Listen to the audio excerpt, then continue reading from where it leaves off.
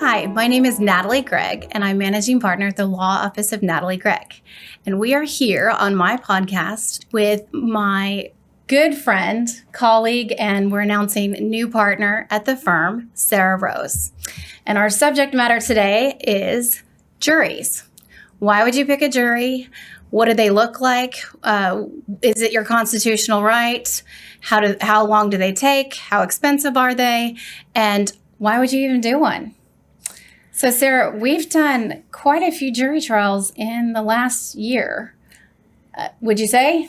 At least a handful, which is more than we usually do in family law cases, yes. So some practitioners don't even have the opportunity to do one. And so when they go to get board certified, they actually have to try to waive that requirement.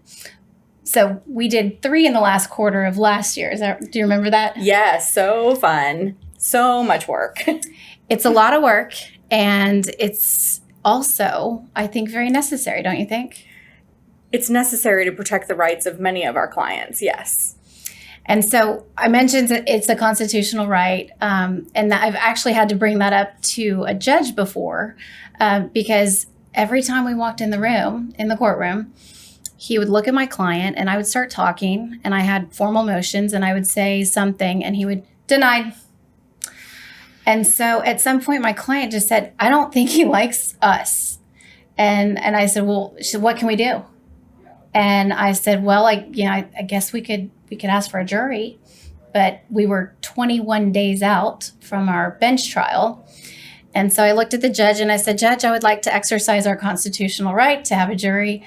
And he took the family code and fumbled and looked around. And finally, he looked up at me and he goes, well, I guess I have to grant that to you.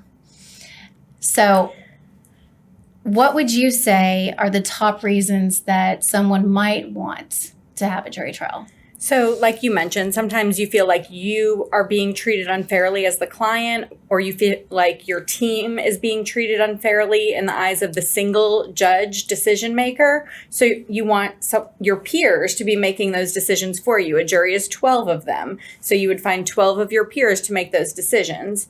Here in Texas, in family law, in divorces and child custody, they can only make certain decisions. So you have to work with your team of lawyers to know, is this the best thing to do in your case at this time with what you're asking for?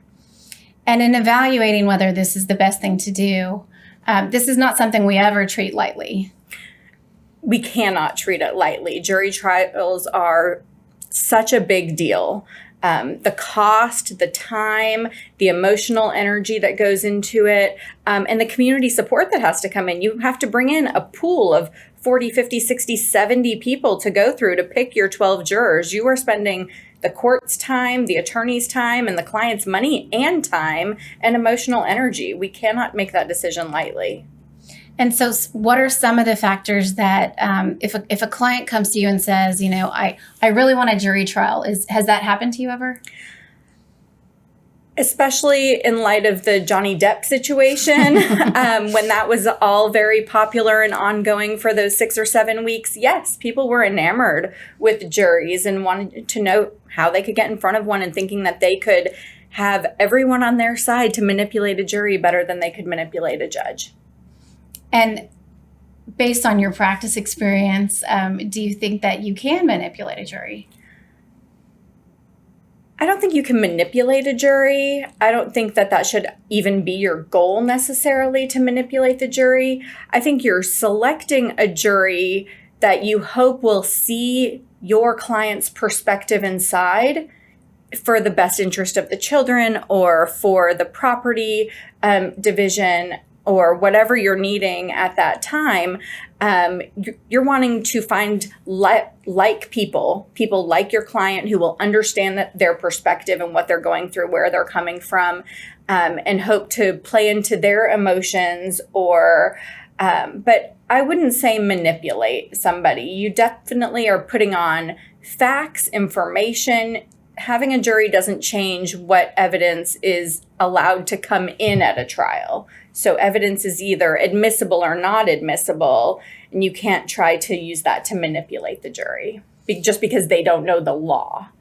So getting to, before we start our full conversation, getting to what a jury can decide in Texas. There are, I have them, the issues that we primarily dealt with in the 8 cases that we have tried and won. We're 8 for 8 at our firm. We have really dealt with managing conservatorship, who gets to be primary. That's probably the most popular, even for divorce cases. In one case, we got a 60-40 result on a property division where there was fault in the marriage. So would you think that what are some of the other issues that you think that some of the clients have asked for? So a lot of times if there's allegations of family violence, they will want a jury to see that, no, that family violence didn't happen, or anything along those lines for family violence issues. And those are just not really jury issues. A lot of times people want the jury to decide what the parenting schedule is. And in Texas, the jury just does not get to decide the parenting schedule. The jury decides if a parent is a sole managing conservator or a joint managing conservator who has the primary residence, but you don't get to choose the visitation schedule. So the parenting schedule is still going to be the judge's decision, even after the jury decides who the primary or sole custodian is. And so even after hearing all the evidence, the jurors do not get to say, okay, week on, week off, or first, third, fifth weekends. No, they don't get to say anything about visitation. They don't get to say if the visitation is supervised. They don't get really any input on who should have more time or less time other than who the primary parent is or who the sole custodian is.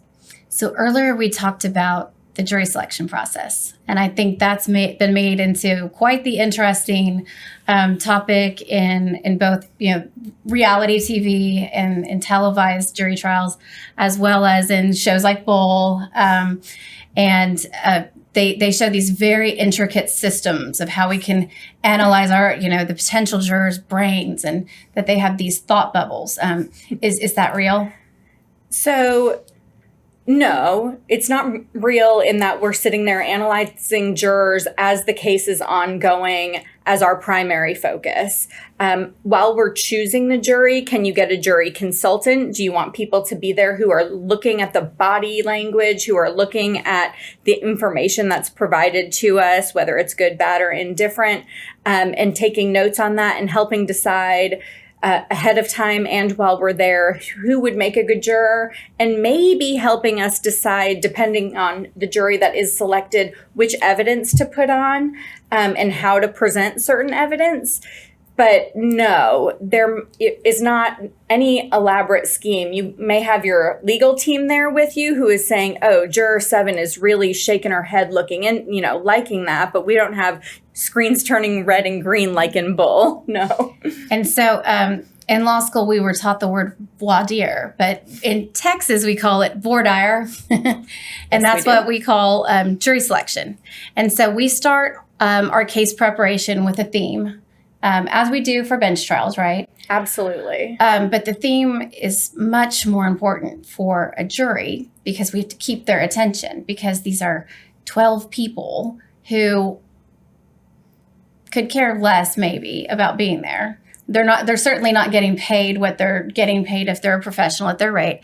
And we have to keep their interest. And so how do you present a case to a jury differently than you would to a bench, which is a judge? So one, we're very lucky in that the juries that we've had, at least in the past year, have really been invested and cared, it seems like, in the facts, in the evidence, and in the outcome.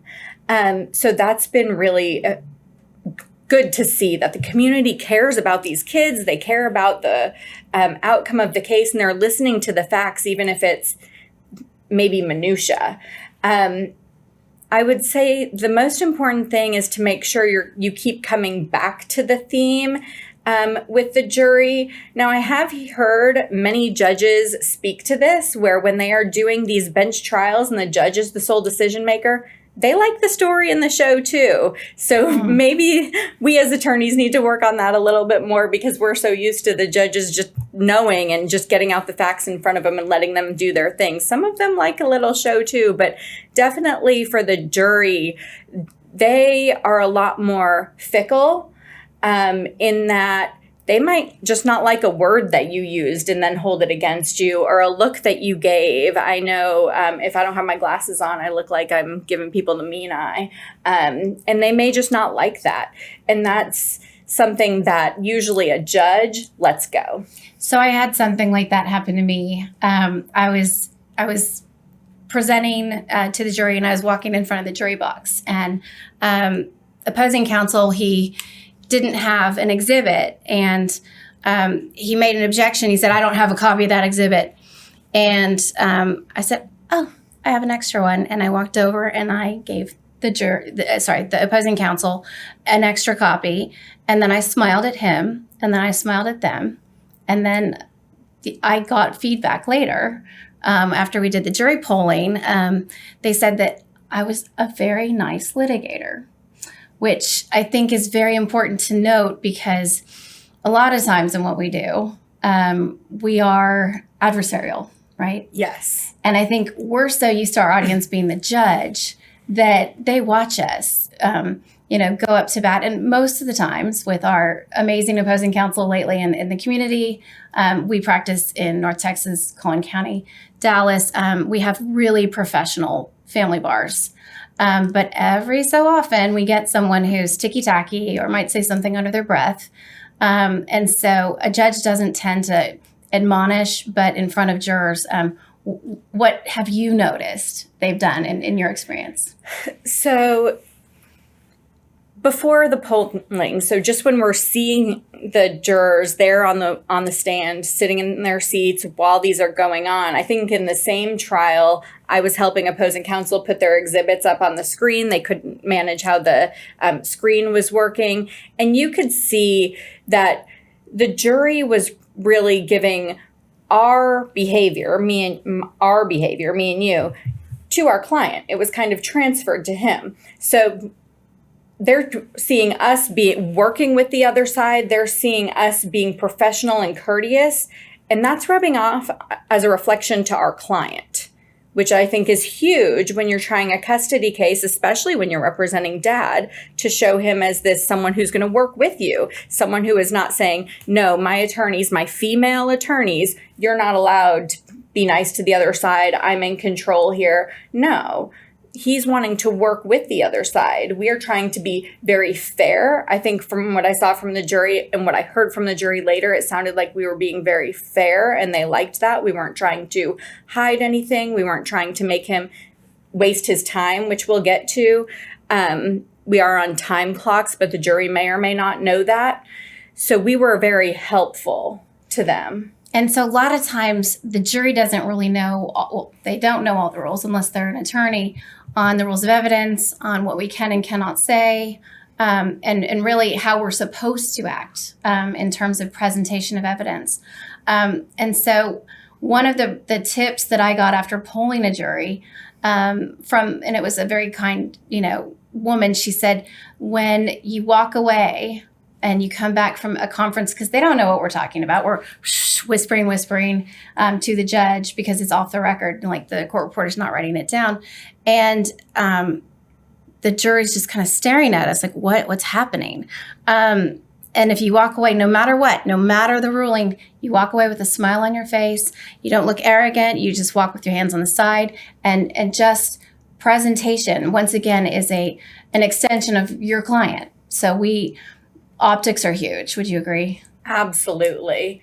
Absolutely. And I think even if the ruling is against you, you're not making a scene about it. You're not even upset about it. You go back and continue to do exactly what you were doing before. You don't, yes, okay, go ahead. Go ahead and answer. They said we can answer. You don't do that. You re-ask the question and keep moving on. And the jury doesn't know what happened up there. And that is when there are those conferences at the bench, just to be clear, both attorneys are up there with the judge whispering over some white noise or something, so the jury doesn't have to get up and leave and come back every time they need a 2-minute answer. And just so our audience understands and the clients understand, what are some subjects that we would have to talk to the judge about in the whispering conferences? So prior to the trial, outside of the presence of the jury, we had an entire hearing on what could and couldn't come in as evidence and what could and couldn't be talked about during the trial in front of the jury. So if one of these issues tangentially came up during the testimony and presentation of evidence, we may need to then go up to the judge and say, hey, this was an issue no one was supposed to talk about, but because they already opened the door to it, which side are we falling on here? Are we able to talk about it now, or are we not able to talk about it? And then the judge would have to give us a decision right there. Go ahead, keep talking about it, or shut it down and ask a different question. And it's important, those conferences, because each conference can impact what evidence gets in front of the jurors, right? Absolutely. If they say stop talking about it, you then, if we're the ones asking the question, the objection came from the other side, we walk up and talk about the objections outside of the jury, and the judge says you cannot talk about that anymore, ruled against us. Then we would go back with our smiles on and come back and ask a totally different question outside the scope. The jury probably doesn't remember what the question was. We may not remember what the question was, but we know we've changed direction.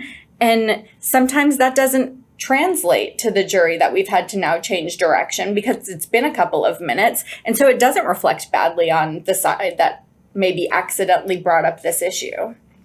And so one of the things I like to tell clients in any type of litigation is, we only practice family law, but in litigation especially, and then with jury trials, it's a marathon, not a race. So you don't win in the first hour, you don't win in voir dire, you don't win in each objection. And I saw you kind of rolled your eyes a little bit.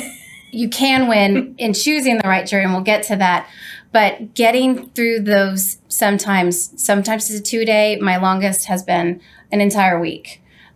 Trial, getting through those days, those are long days, right?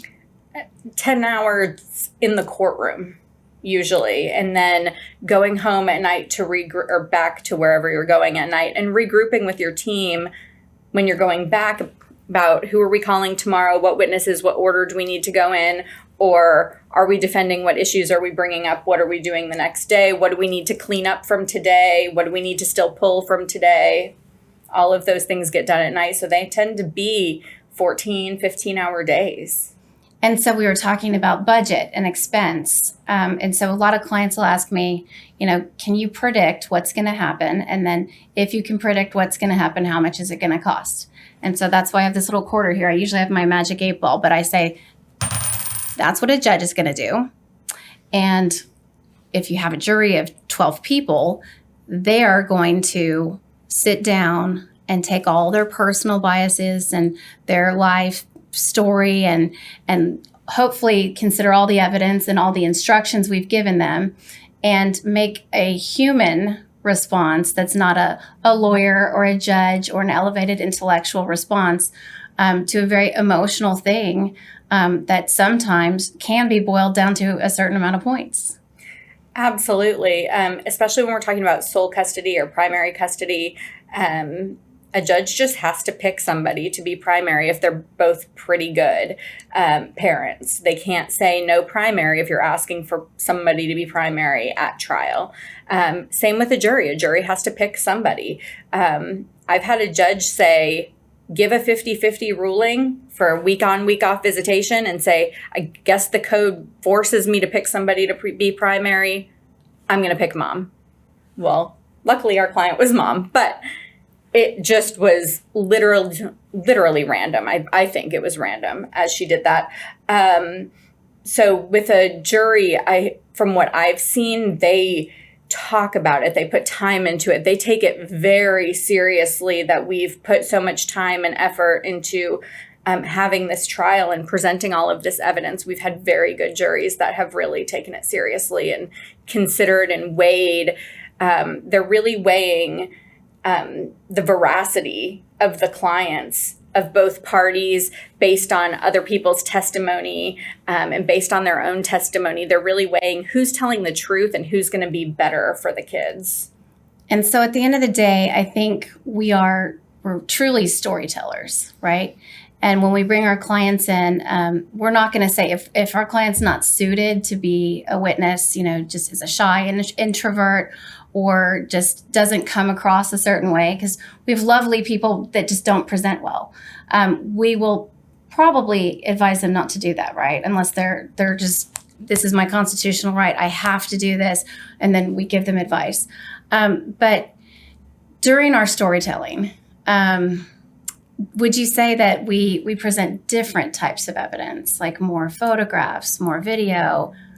And we absolutely have more emotional driven evidence, more photographs. We tend to have big pictures that we put up in the courtroom, especially if we're talking about intricate legal issues, like the difference between the Texas standard possession order and a 50-50 visitation order, to put that in color where they can see that versus a judge who knows the difference. Right. So we are having to really dive into those things that the everyday person doesn't really know everything about. So we are looking at using color coding for exhibits, making them big on the screen, keeping them up while we're talking, referring back to them, even writing on things while we're in front of the jury. Absolutely. And so one of my property cases, we had countless, over 20 pieces of real property. And then we had, 10, 15 closely held businesses. And we were actually the respondent, which means we went second. And so the petitioner, the lawyer, he made a very emotional argument, but it was transactional. It was about money. It was about whether there was fault in the breakup of the marriage. And really and truly, at some point, my team behind me was writing me notes, and they're like, they are lost. They're just looking at him with a blank stare. So the next day I went home and I blew up all of the businesses on a big old chart, and that sealed the deal for them in closing statement, because they're writing down the values, they're writing down, who owns who. And then I would just circle in pink, this is to wife, this is to husband. And I think you can visually watch them getting it and understanding it, versus a judge who they get to process it. And sometimes their rulings don't come out for months. Absolutely. We've seen that many, many times, that rulings come out months later and they still need clarification in a lot of cases. So I do think it's really helpful to have those exhibits, especially for the jury, where we're talking about this is what husband is asking for and this is what wife is asking for, and just show how different they are and present that your client is much more the 4-letter F word we don't say in divorce, fair or reasonable. And have you personally witnessed in the polling process? So let's explain that to the audience members.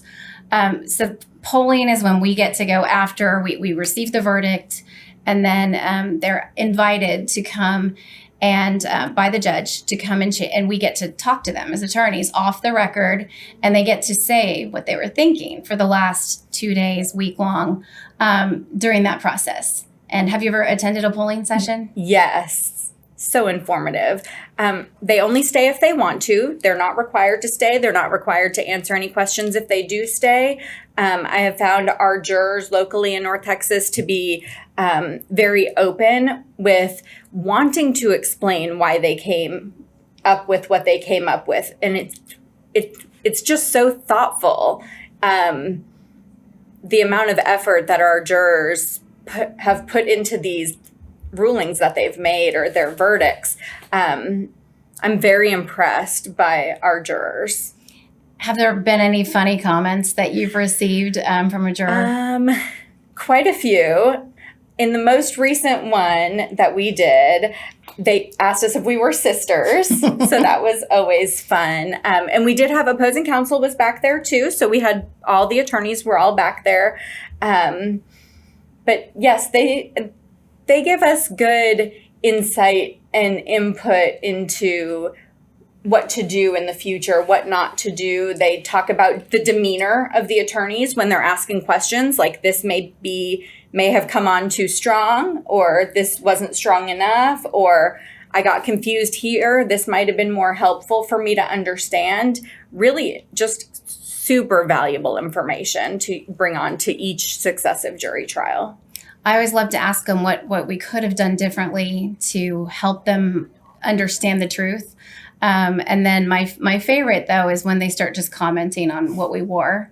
Like, oh, my gosh, girl, you looked so cute on Tuesday. And you're thinking, wow, it is really important to just be super neutral. So when we're prepping our client to go to court and we're prepping to go to court as a team, you just don't want them to really notice. I just want to blend in as a practitioner and not maybe wear all the jewelry you're going to wear, and just kind of be a mouthpiece for the story so that they can listen and not be distracted by what you look like. Absolutely. And that goes in both ways. Don't be too flashy and don't be too frumpy either, because you want to be a good presentation of who your client is and for your client.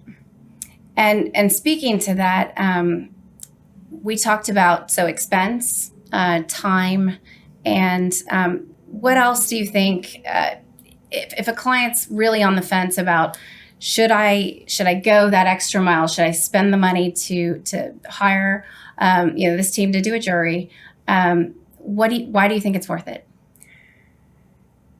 It's worth it to do a jury trial if you're seeking primary custody or sole custody, or if there are property division and valuation issues, when you need a team to really present that evidence and know and have the knowledge of who to choose on the jury, how to present to that jury, how to watch the jury, how to manage, because the judge still has a role. So you still need a good relationship with the judge. The judge is still calling balls and fouls over here. And the judge is giving direction to the jury at every move. So you need that good rapport all the way around. If I am the client and I'm wanting to pull the trigger on a jury trial, it is if the case isn't going to settle, and if it's not going to settle and you can't agree to who's going to be primary or sole custodian, or really can't agree to big values of property, it becomes worth it to get the community involved. So thank you so much for being here today, and happy partnership that you just gained, and happy 15 years to us. Happy 15 years to the Law Office of Natalie Gregg. So exciting. Great day. Thank you for joining us. And if you have any questions about jury trials and you want to watch this, please go to our website, www.nataliegregg.com. And we are so excited to be here. Thank you.